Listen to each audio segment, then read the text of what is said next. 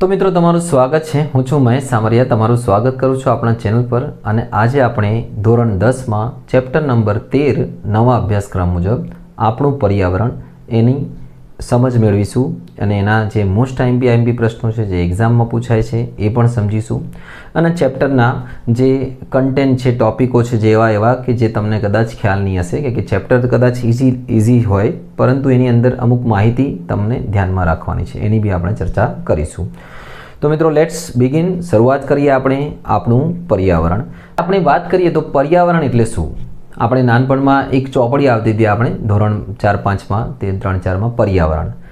તો પર્યાવરણનો સાદો અર્થ થાય છે આપણી પરી એટલે આજુબાજુ, આવરણ એટલે આવરણ એટલે મીન્સ આવેલું વિસ્તાર, આજુબાજુ આવેલો વિસ્તાર એને પર્યાવરણ કહેવાય સાદી ભાષામાં, નાની ભાષામાં। અને હવે આપણે 10મા ધોરણની લેવલની વાત કરીએ તો પર્યાવરણ એટલે એ પ્રાણીઓ, વનસ્પતિ, માનવ અને બીજા ઘણા બધા જે સજીવો છે, બધા તમામ સજીવો, બરાબર ને, બધા સજીવો ભૌતિક પરિસર સાથે મળીને, બરાબર ને, એક આખું તંત્ર બનાવે છે, એને કહેવાય પર્યાવરણ।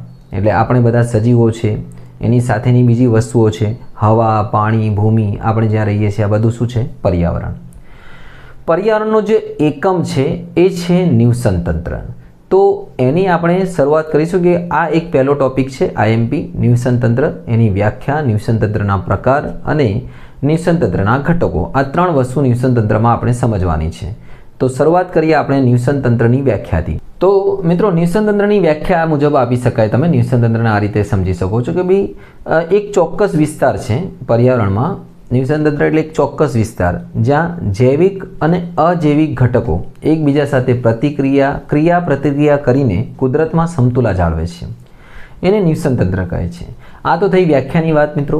હવે સમજીએ, હું તમને સાદી ભાષામાં કહું, નિવસન તંત્ર એટલે કે એક એવો વિસ્તાર કે જ્યાં સજીવો બધા રહેતા હોય છે। જે રીતે આપણે જંગલનું નિવસન તંત્ર, તમે પેલું મોગલી ટીવી સિરિયલ જોયું છે ને, તો એક આખું નિવસન તંત્ર છે જ્યાં પ્રાણીઓ રહે છે, બીજા આની સાથે એની ઝાડ છે, નદી છે, પહાડો છે, તે એક જંગલનું નિવસન તંત્ર થયું। એટલે રણ પ્રદેશનું નિવસન તંત્ર છે કે જ્યાં રેગિસ્તાનના પ્રાણીઓ રહે છે, રેગિસ્તાનની વનસ્પતિઓ છે ત્યાં, અને એકબીજા સાથે જોડાયેલા છે, એવું નથી કે અલગ। નિવસન તંત્રની પ્રકારની વાત કરીએ આપણે તો નિવસન તંત્રને તમે બે વિભાગોમાં વિભાજિત કરી શકો। પહેલાં તો માનવ સર્જિત બી લઈ શકો અને કુદરતી બી લઈ શકો છો।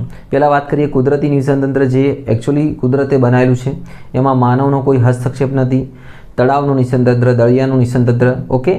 અને માનવ સર્જિત નિવસન તંત્ર જે માનવે બનાવેલું છે। ધારો કે માનવે કયા નિવસન તંત્ર બનાવે છે? બગીચાનું નિવસન તંત્ર જે માનવ બનાવે છે, ખેતીવાડી જે છે એનું નિવસન તંત્ર, માછલી ઘર લઈ લો તમે, એ બી કુદરતી નથી, કૃત્રિમ છે।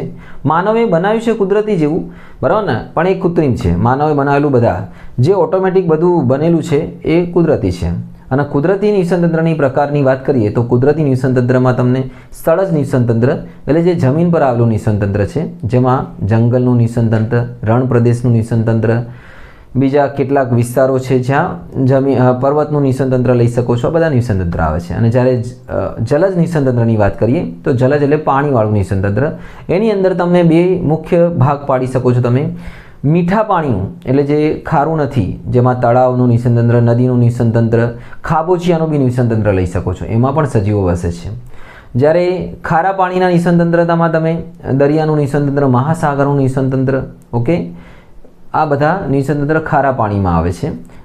કેટલાક ખીણ હોય એમાં બી ખારું પાણી હોઈ શકે, એનું નિવસન તંત્ર, ઓકે।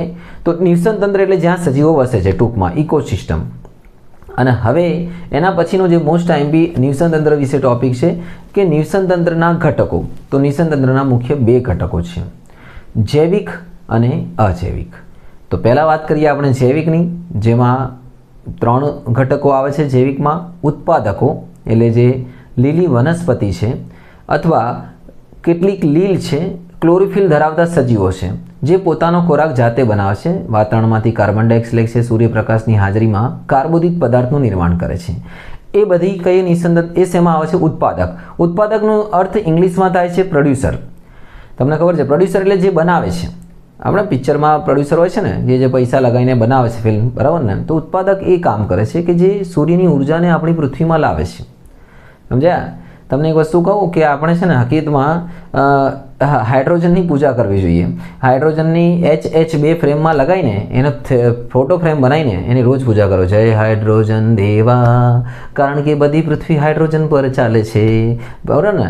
હવે તમે કહેશો સાહેબ હાઇડ્રોજન પર કઈ રીતે ચાલે છે, તો તમે મને કોમેન્ટ બોક્સમાં જણાવજો. તમને કોઈ ખ્યાલ આવી જાય તો કે ભાઈ આપણે બધા હાઇડ્રોજનના જન્મેલા છીએ. બરાબર ને? તો હાઇડ્રોજનનો લોકેટ પહેરો ભાઈ.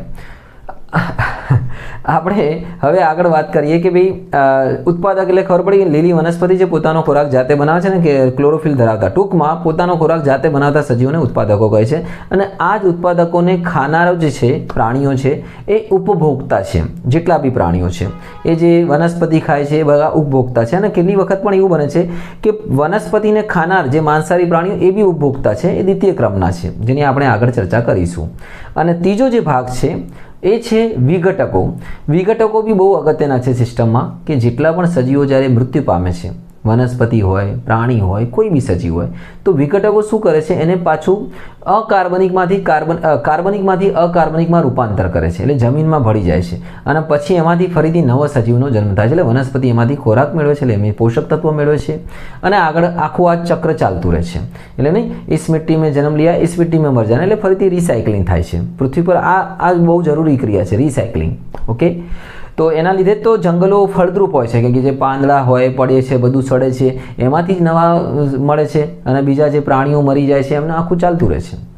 અજૈવિક પરિબળોમાં તમે લઈ શકો છો કાર્બનિક દ્રવ્યો, અકાર્બનિક દ્રવ્યો, વાતાવરણીય પરિબળો જેવા કે સૂર્યપ્રકાશ, હવા, પાણી, ભેજ, તાપમાન, પ્રકાશ. આ જેટલી બી વસ્તુઓ છે અજૈવિક પરિબળો પણ નિવસન તંત્રને અસર કરે છે. ધારો કે વરસાદ કેવું થાય છે, તાપમાન કેટલું પડે છે, બરાબર ને? ભેજ કેવો છે વાતાવરણમાં. તમે વેસ્ટ ઇન્ડિઝ બાજુ જતા રહો તો ભેજ વધારે વાતાવરણમાં છે, ત્યાંનું તાપમાન, ત્યાં વરસાદ રોજ થાય છે. ઓકે, અત્યારે મેચ ચાલતી હતી તેમાં રોજ વરસાદ થાય છે. અમુક જગ્યાએ થોડી વારમાં વરસાદ થઈ જાય, એટલે કે ત્યાંનો સિસ્ટમ એવો છે. તો ત્યાંની વનસ્પતિઓ બી એ પ્રમાણે બને છે, ત્યાંના પ્રાણીઓ બી એવા હોય છે અને ત્યાંના માણસો બી એવા હોય છે.